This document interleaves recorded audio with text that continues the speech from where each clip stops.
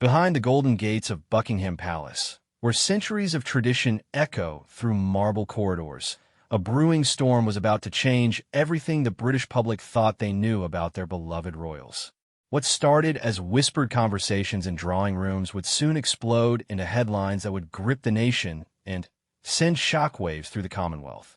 The cameras always captured their polite smiles, the carefully orchestrated public appearances, and the picture-perfect family moments. But what they couldn't see were the late-night phone calls, the heated discussions behind closed doors, and the carefully laid plans that would ultimately reshape the very foundation of the modern monarchy. This is the untold story of how Queen Camilla made a decision so bold, so unprecedented, that it left Prince William speechless and forced King Charles to choose between his wife and his son. It's a tale of power, loyalty, betrayal, and the price of wearing a crown in the 21st century. What you're about to discover will change everything you thought you knew about the people behind the titles, and why sometimes, even in a family that has ruled for over 1,000 years, blood isn't always thicker than ambition. The morning sun cast long shadows across the perfectly manicured gardens of Clarence House as Queen Camilla sat in her private study, her fingers drumming against the mahogany desk that had once belonged to Queen Elizabeth II. The weight of her decision pressed down on her shoulders like the heavy crown jewels she wore on state occasions. Today would be the day she finally acted on the plan she had been carefully crafting for months. Her relationship with Catherine, the Princess of Wales, had always been complex, layered with the kind of subtle tensions that only existed within the confines of royal protocol. To the outside world, they appeared to get along perfectly well, exchanging pleasant smiles at family gatherings and working together on charitable endeavors.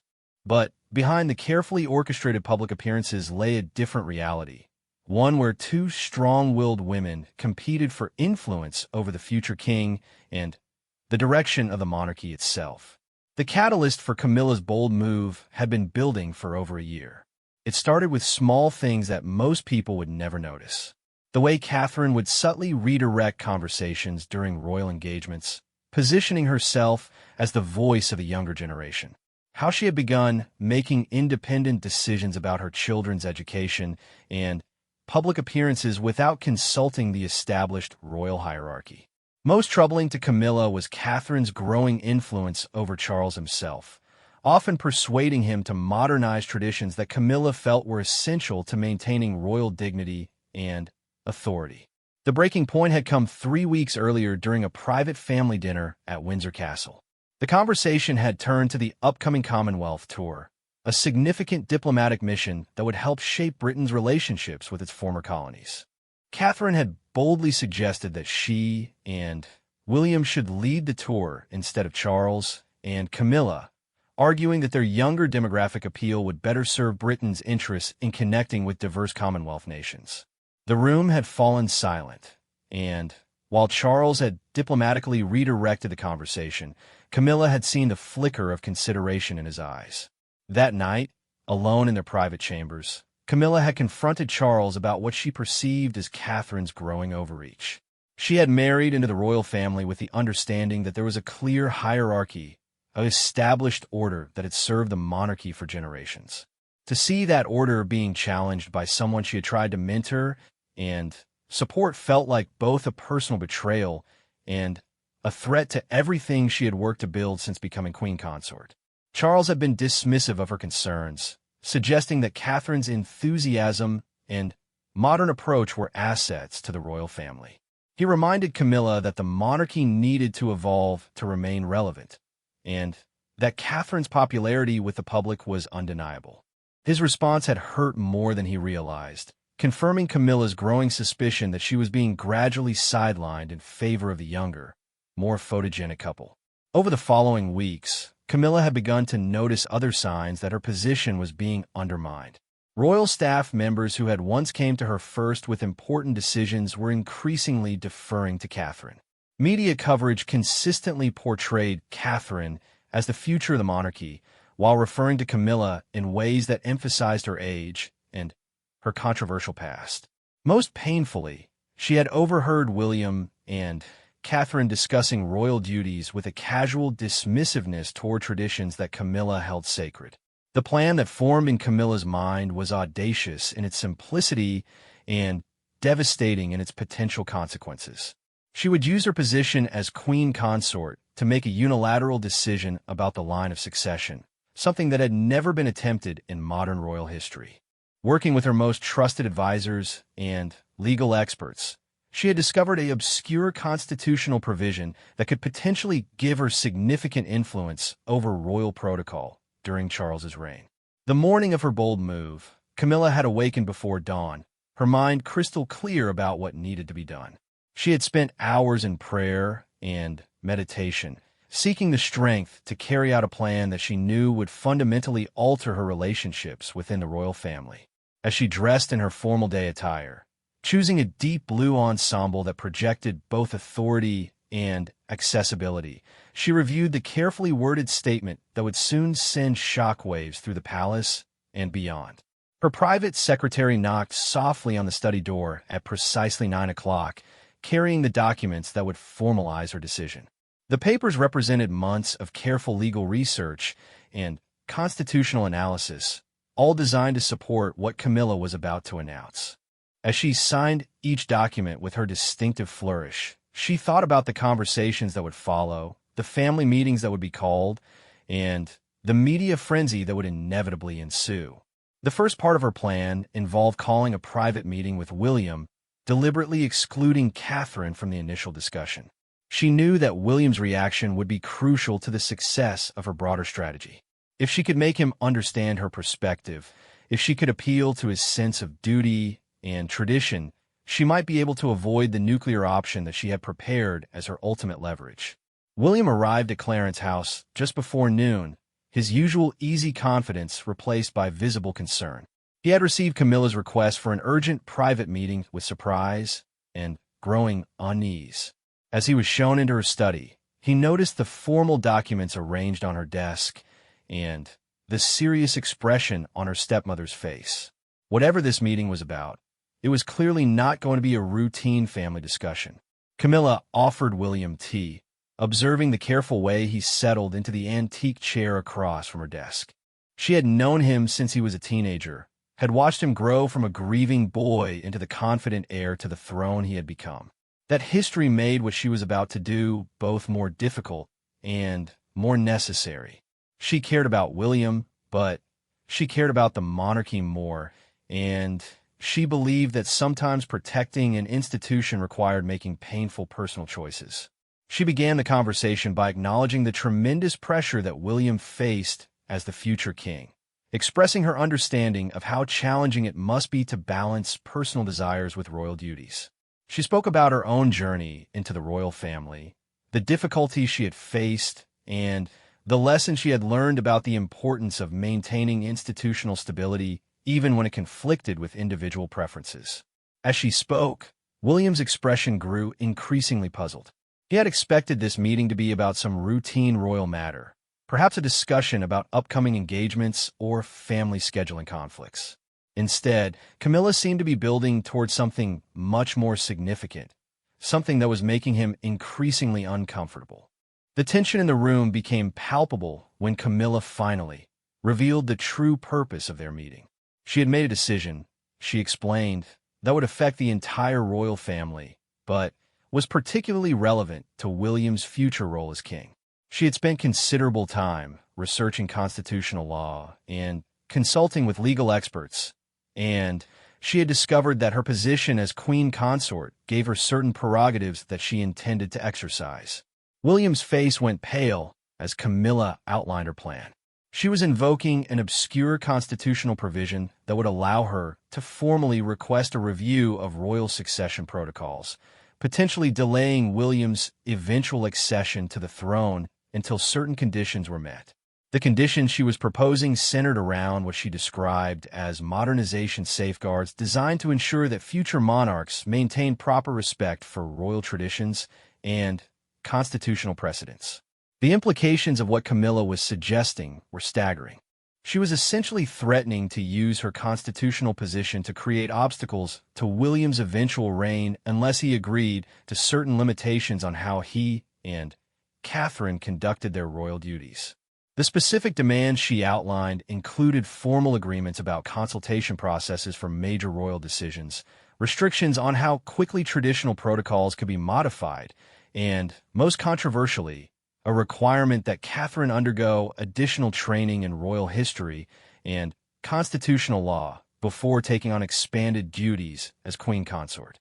William sat in stunned silence as Camilla continued her explanation, outlining the legal research that supported her position and the constitutional experts who had confirmed the validity of her approach. She emphasized that she didn't want to use this nuclear option, that she hoped they could reach an understanding that would make such drastic measures unnecessary. But she also made it clear that she was prepared to follow through on her threat if William and Catherine continued on their current path. The meeting stretched on for nearly 2 hours, with William alternating between incredulous questions and barely controlled anger. He challenged the legal basis for Camilla's claims, questioned her motives, and expressed his shock that she would even consider taking such action against her own family. Through it all, Camilla remained calm and composed, presenting her position as a necessary intervention to protect the monarchy from what she saw as dangerous trends toward constitutional improvisation. As the meeting drew to a close, Camilla gave William 48 hours to discuss her proposals with Catherine and provide a formal response. She emphasized that she hoped they could resolve the matter privately, within the family, without involving Parliament or the media. But she also made it clear that if her concerns weren't addressed satisfactorily, she was prepared to move forward with her constitutional challenge, regardless of the personal and political consequences. William left Clarence House in a state of shock and growing fury. As his car pulled away from the circular drive, he was already reaching for his phone to call Catherine. What Camilla had just proposed wasn't simply a family disagreement or a clash of personalities. It was a direct challenge to his authority as heir to the throne and a threat to everything he and Catherine had worked to build together. The conversation he was about to have with his wife would set in motion a series of events that would test every relationship within the royal family and ultimately force King Charles to make an impossible choice between his wife and his son. The carefully maintained facade of royal unity was about to crumble, and the consequences would reverberate far beyond the walls of any palace. Catherine was in the middle of reviewing plans for an upcoming children's mental health initiative when William burst through the doors of their private sitting room at Kensington Palace. One look at his face told her that something catastrophic had happened. His usual composure had completely shattered, replaced by a mixture of rage and disbelief that she had rarely seen in their years of marriage. Without preamble, William launched into a detailed account of his meeting with Camilla, his voice rising as he described the constitutional threats and ultimatums that had been delivered with such calculated precision. Catherine listened in growing horror as the full scope of Camilla's plan became clear. This wasn't simply a family disagreement that could be resolved over dinner and diplomatic conversation.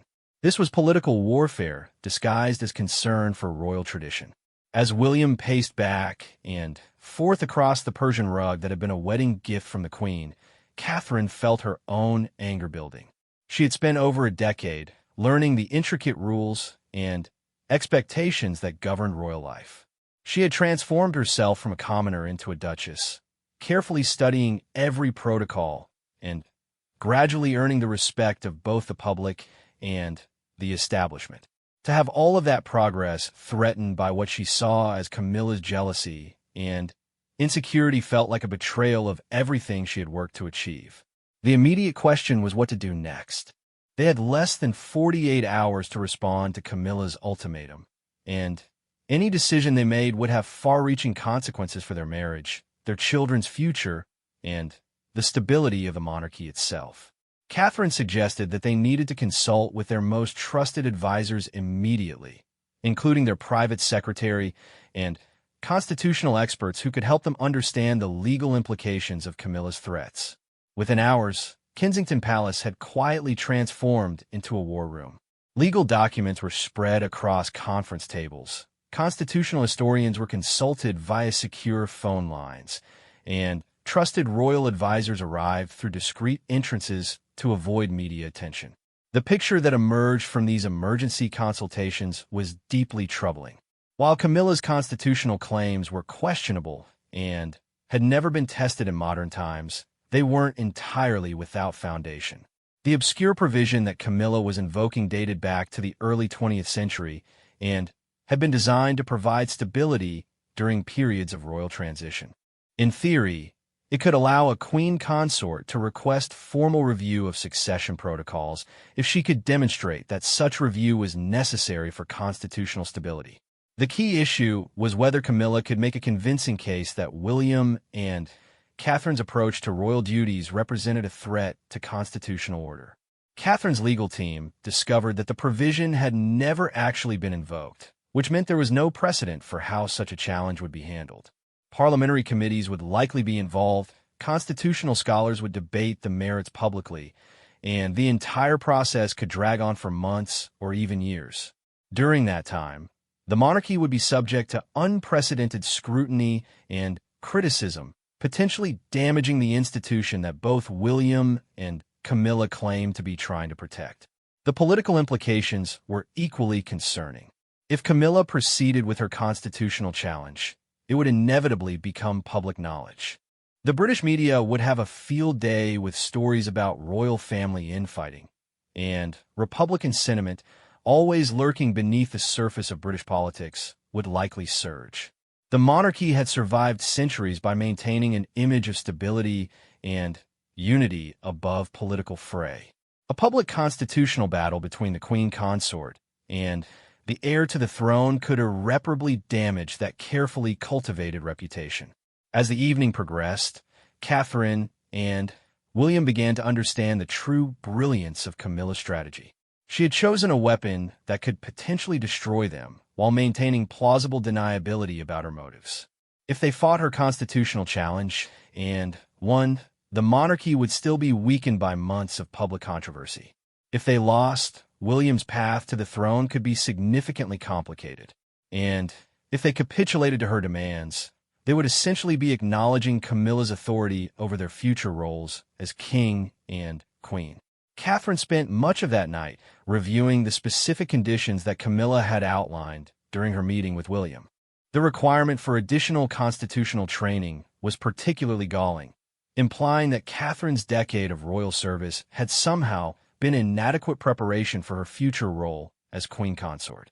The restrictions on modernizing royal protocols felt like an attempt to trap them in outdated traditions that served no purpose beyond maintaining Camilla's comfort level. Most frustrating was the requirement for formal consultation processes that would give Camilla effective veto power over major royal decisions. Catherine had watched previous generations of royal women struggle with limited roles and minimal influence. She had worked carefully to carve out meaningful responsibilities while respecting established hierarchies. To voluntarily accept restrictions that would diminish her future authority felt like betraying not only herself but also the next generation of royal women.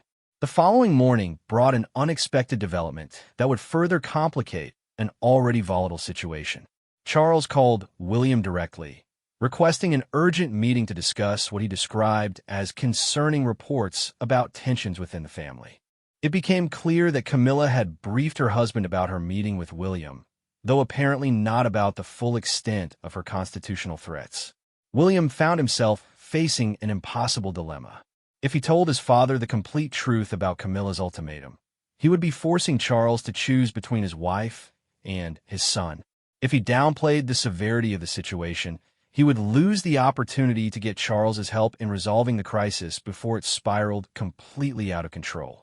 After lengthy discussions with Catherine, they decided on a middle path that they hoped would give Charles enough information to intervene constructively without immediately destroying his marriage. The meeting between Charles and William took place that afternoon in Charles's private office at Clarence House, just steps away from where Camilla had delivered her ultimatum 2 days earlier. Charles appeared genuinely surprised by William's account of recent events, though he seemed to interpret the situation as a misunderstanding rather than the calculated power play that William believed it to be. Charles explained that Camilla had been under tremendous stress recently, struggling with the transition from queen consort to her expanded role as queen, while also dealing with persistent media criticism about her past and her place in royal history. He suggested that her concerns about royal protocol were genuine, rooted in her desire to protect the monarchy from criticism about moving too quickly away from cherished traditions. William listened to his father's explanation with growing frustration. While he could understand the pressures that Camilla faced, he couldn't accept that those pressures justified threatening his constitutional position or demanding that Catherine submit to what amounted to remedial royal training. He tried to convey the seriousness of the situation without revealing the full extent of Camilla's constitutional threats, emphasizing that this wasn't simply about hurt feelings or family dynamics. The conversation revealed a fundamental disconnect between Charles's perception of the situation and the reality that William and Catherine were facing. Charles seemed to believe that this was a family dispute that could be resolved through better communication and mutual understanding. William knew that it was actually a constitutional crisis that could reshape the monarchy's future if not handled carefully. As the meeting progressed, William realized that his father was not going to be the ally he had hoped for. Charles was clearly torn between his loyalty to his wife and his responsibility to his son, but his instinct was to protect Camilla rather than confront her about her ultimatum. When William pressed for concrete steps to address the situation, Charles responded with vague promises to have conversations with Camilla and suggestions for family counseling sessions that would address underlying tensions. The meeting ended without any clear resolution, leaving William more frustrated than when it had begun. As he returned to Kensington Palace, he realized that he and Catherine were essentially on their own in dealing with Camilla's constitutional challenge. They couldn't count on Charles to restrain his wife, and they couldn't rely on family loyalty to protect them from what was essentially a political attack, disguised as concern for royal tradition. Catherine was waiting for William in their private study, surrounded by legal documents and constitutional analyses that their advisors had prepared throughout the day. The deadline for responding to Camilla's ultimatum was approaching rapidly, and they needed to make a decision that would affect not only their own future, but also the stability of the monarchy itself. The options before them were all problematic. They could accept Camilla's conditions, essentially submitting to her authority and accepting limitations on their future roles as king and queen. They could reject her ultimatum outright and prepare for a constitutional battle that could last for years and potentially damage the monarchy permanently. Or they could attempt some form of compromise that might address Camilla's stated concerns while preserving their own dignity and authority. Catherine surprised William by suggesting a fourth option that their legal team had identified during their research. Instead of simply responding to Camilla's ultimatum, they could take the initiative by making their own constitutional move. They could formally request that Parliament clarify the succession laws and the role of queen consorts in royal decision-making, effectively calling Camilla's bluff while positioning themselves as the defenders of constitutional clarity rather than the targets of constitutional manipulation. This approach would be risky, potentially leading to the same kind of public constitutional debate that Camilla was threatening. But it would also give William and Catherine control over the narrative, allowing them to frame the issue in terms of modernizing the monarchy rather than defending against attacks on their legitimacy.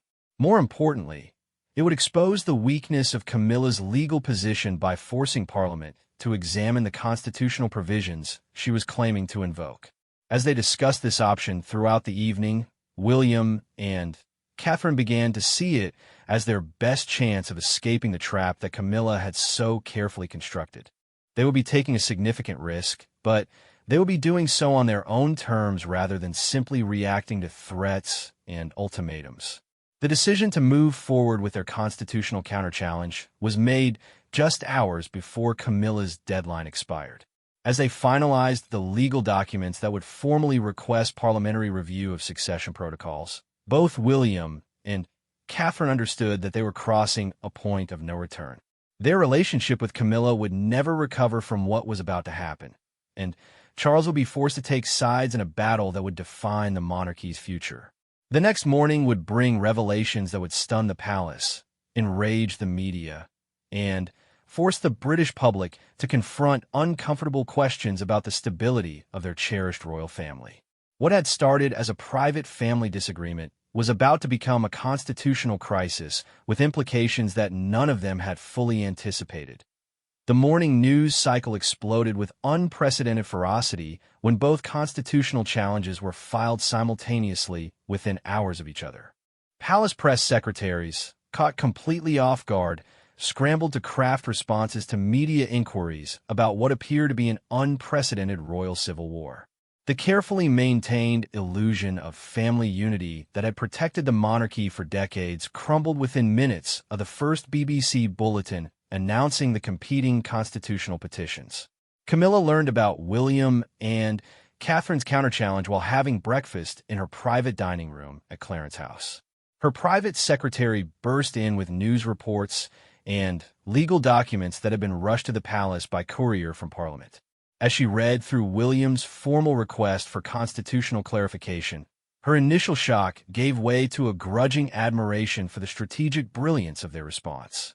They had turned her own weapon against her, and, in doing so, they had forced the entire constitutional crisis into the public arena where she had hoped to avoid fighting.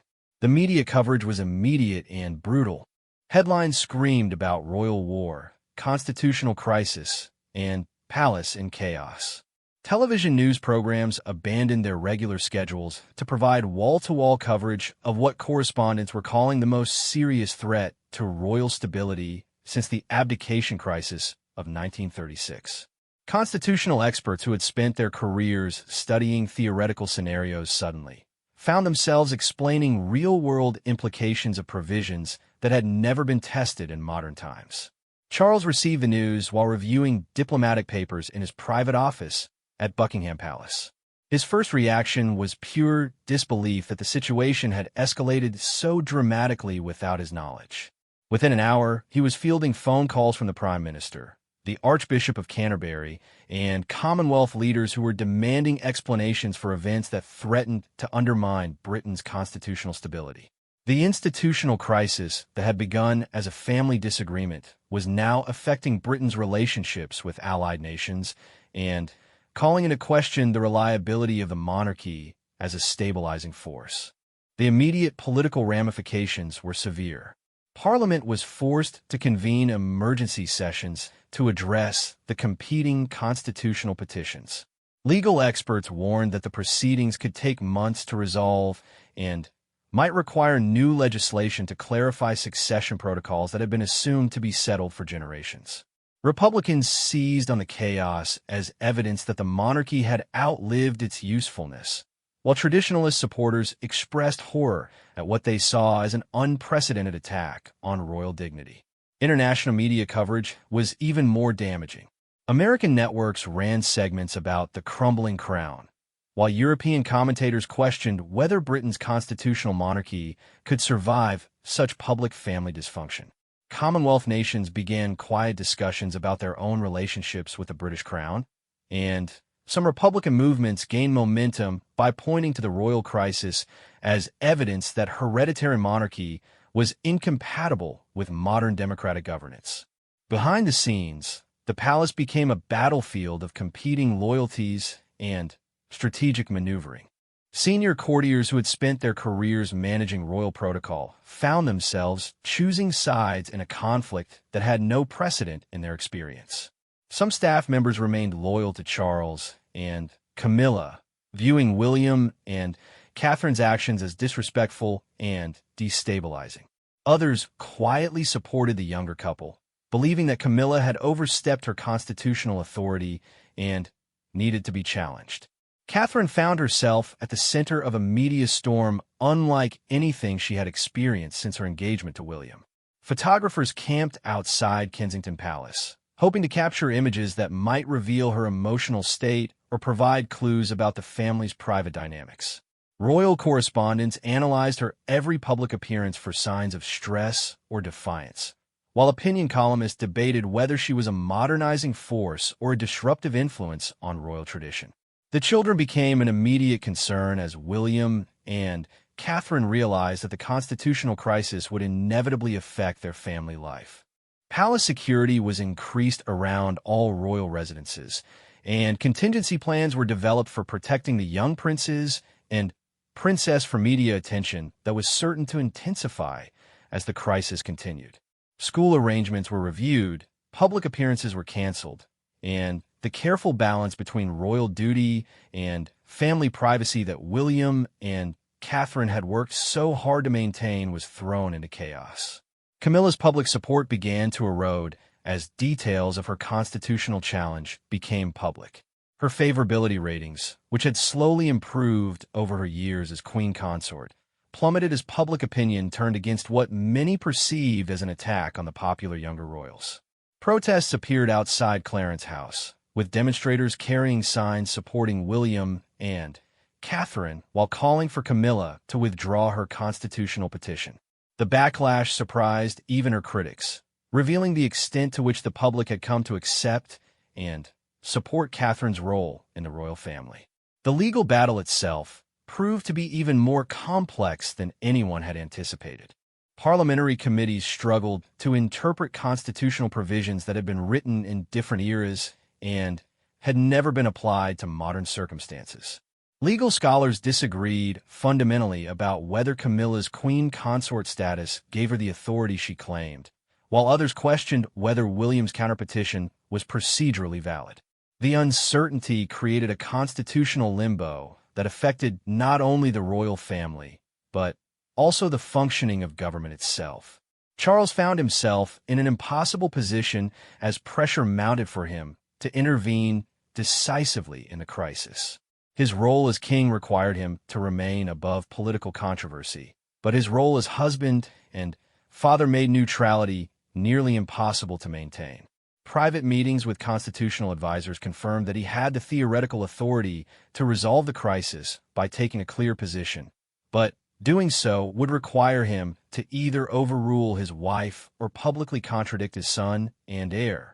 The breaking point came 3 weeks into the crisis during a particularly brutal session in Parliament, where constitutional experts were asked to testify about the competing royal petitions.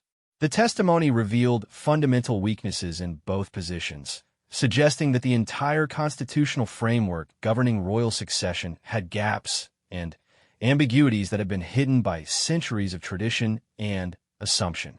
The revelation that neither side had an airtight legal case intensified pressure for a political solution that could end the crisis without establishing dangerous precedents. Catherine's response to the parliamentary testimony surprised everyone, including William. Instead of celebrating the exposure of weaknesses in Camilla's position, she issued a carefully worded public statement that acknowledged the constitutional uncertainty while calling for family unity above political victory. The statement was seen as an olive branch, suggesting that she was more interested in resolving the crisis than in winning a legal battle that was damaging the monarchy regardless of its outcome.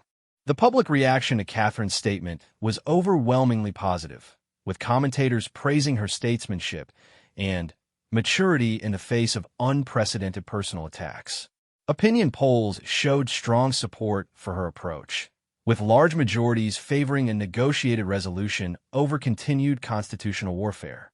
The favorable response to her statement also highlighted the contrast with Camilla's silence throughout the crisis, creating additional pressure for the queen consort to respond publicly. Camilla's allies began to abandon her position as the political cost became clear. Senior courtiers who had initially supported her constitutional challenge quietly distanced themselves from her legal team. Traditional conservative supporters of the monarchy expressed concern that her actions were weakening the institution she claimed to be protecting. Even some of her closest friends began suggesting privately that she should consider withdrawing her petition in the interest of family harmony and institutional stability. The international implications of the crisis continued to worsen as Commonwealth leaders expressed growing concern about the stability of the British crown.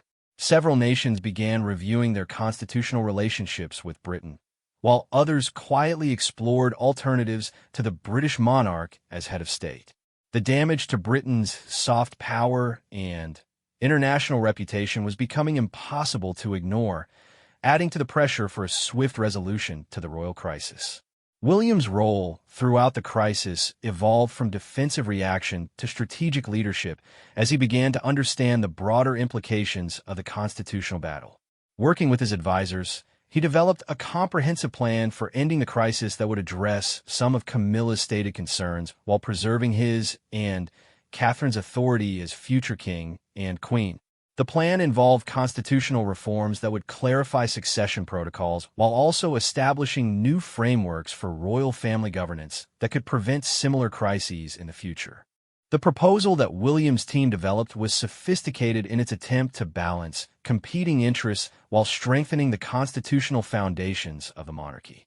It included provisions for regular constitutional review, formal protocols for royal family decision-making, and enhanced transparency measures that would make royal governance more accountable to both Parliament and the public. Most importantly, it offered Camilla a dignified exit from her constitutional challenge while giving her meaningful input into the reforms that would govern future royal transitions. As the crisis entered its fourth week, all parties began to realize that continued warfare would ultimately serve no one's interests. The monarchy was being weakened daily by the ongoing uncertainty.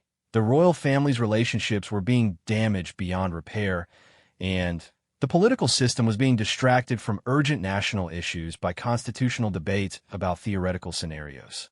The stage was set for the dramatic confrontation that would either save the monarchy or potentially destroy it forever. The emergency family meeting that would determine the monarchy's future was scheduled for a gray October morning at Windsor Castle, away from the media circus that had consumed London for weeks.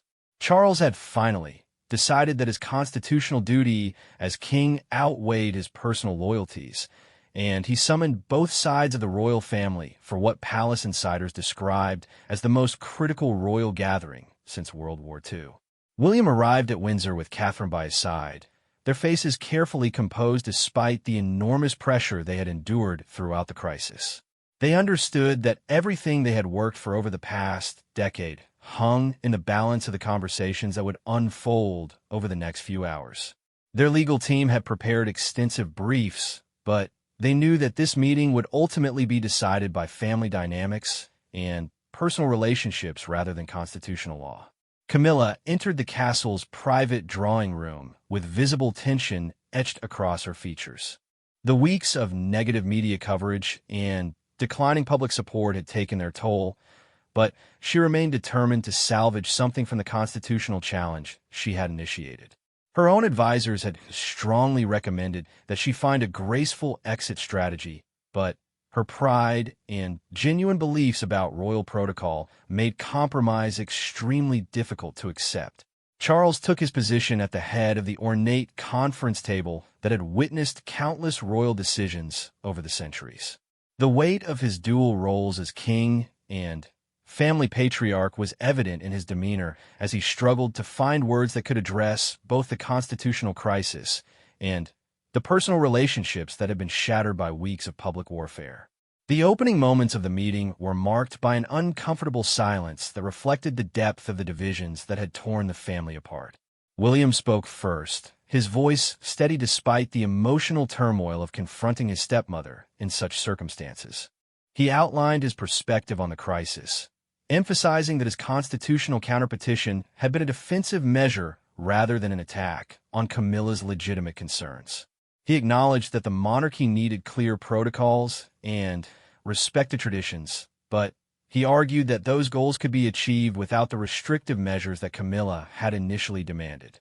Catherine's contribution to the meeting surprised everyone with its emotional honesty and strategic wisdom. She spoke directly to Camilla about the personal hurt she had felt at having her decade of royal service questioned through demands for additional constitutional training. But she also acknowledged that Camilla's concerns about preserving royal dignity and traditional protocols were legitimate and deserved serious consideration. Her willingness to address both the personal and constitutional dimensions of the crisis helped to shift the meeting's tone from confrontation toward potential resolution. Camilla's response revealed the complex mixture of genuine concern and personal frustration that had driven her constitutional challenge. She spoke passionately about her fear that rapid modernization was undermining the monarchy's connection to British history and tradition. She expressed particular concern about international perceptions of royal stability, arguing that too much change too quickly could damage Britain's soft power and constitutional reputation. Her emotional investment in these issues was genuine, even if her methods for addressing them had been destructive. The breakthrough moment came when Charles finally exercised his authority as king to propose a comprehensive solution that addressed everyone's concerns while ending the constitutional crisis. His proposal involved withdrawing both constitutional petitions in exchange for formal constitutional reforms that would clarify royal succession protocols and establish new frameworks for family governance. The reforms would include regular constitutional reviews, enhanced consultation processes, and clearer definitions of roles and responsibilities within the royal hierarchy.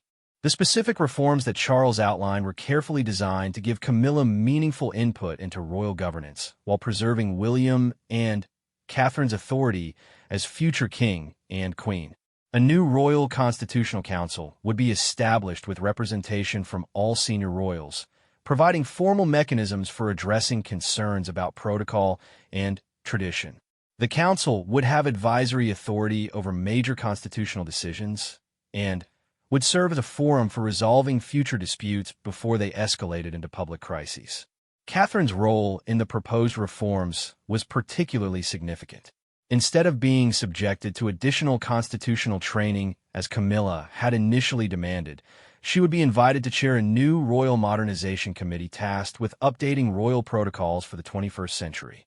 This position would give her substantial influence over the monarchy's evolution while ensuring that changes were implemented thoughtfully and with proper consultation with traditionalist voices within the royal establishment. The negotiations over specific details of the constitutional reforms continued for several hours, with each family member raising concerns about particular provisions and suggesting modifications that would make the overall package more acceptable. The complexity of the discussions reflected the genuine constitutional issues that had been exposed by the crisis, as well as the personal relationships that needed to be repaired if the royal family was going to function effectively in the future. William's acceptance of the compromise proposal came after extensive private consultation with Catherine and their advisors. While they didn't achieve everything they had hoped for in their constitutional counterpetition, they secured meaningful protections for their future roles and established frameworks that would prevent similar crises from erupting in the years ahead. Most importantly, they avoided a prolonged constitutional battle that could have permanently damaged the monarchy's reputation and effectiveness. Camilla's decision to accept the compromise was more difficult and came only after Charles made it clear that continued constitutional warfare would force him to choose between his role as king and his role as husband.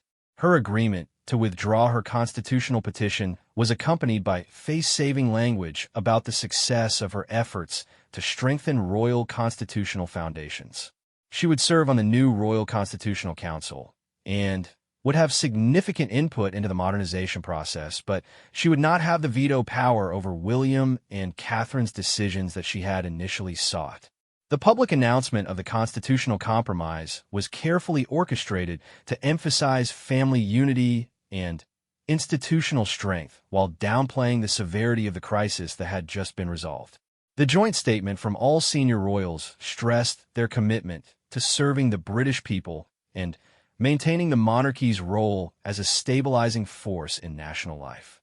Media coverage of the announcement was generally positive, though many commentators noted that the royal family's relationships had been fundamentally altered by the crisis. The immediate aftermath of the compromise brought a sense of relief to palace staff and government officials who had been struggling to manage the constitutional uncertainty.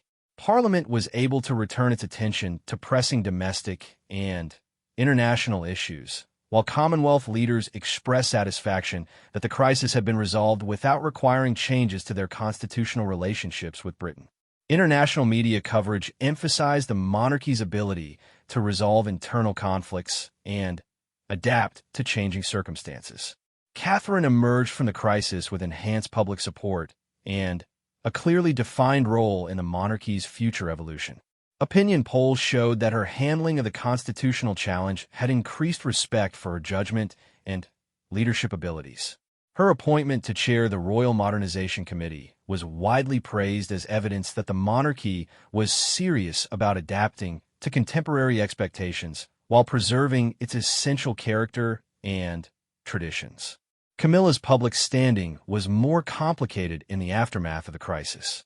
While she had secured meaningful input into royal governance through the constitutional reforms, her favorability ratings remained lower than they had been before the crisis began.